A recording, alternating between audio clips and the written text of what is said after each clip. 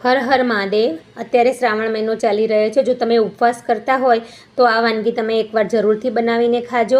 ખૂબ જ હેલ્ધી છે। તો કાચા કેળાના ડીટા દૂર કરી અને કુકરમાં એડ કરી દઈશું।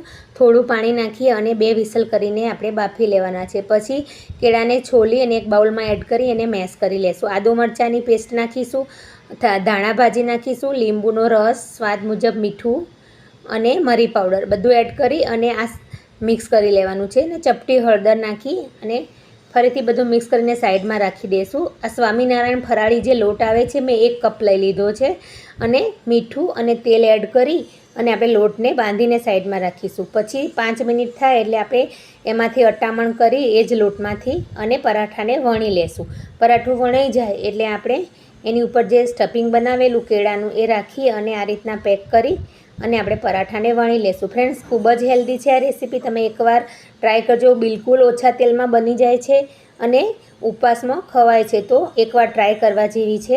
પછી આપણે આ રીતના એને પરાઠો વણી લેશું અને ગરમ તવીની ઉપર પરાઠાને બંને સાઈડથી આપણે ઘી મૂકી અને શેકી લેશું। ફ્રેન્ડ્સ, એકવાર ટ્રાય કરજો, ખૂબ જ હેલ્ધી રેસીપી છે અને ટેસ્ટમાં તો બેસ્ટ છે। તો બંને સાઈડથી ઘી મૂકીને આપણે પરાઠાને શેકી લઈશું। તો તૈયાર છે આપણો ફરાળી પરાઠા। એકવાર ટ્રાય કરજો અને કાચા કેળામાંથી બને છે એટલે હેલ્ધી પણ છે। વિડીયો ગમે તો લાઇક શેર કરજો। Thank you.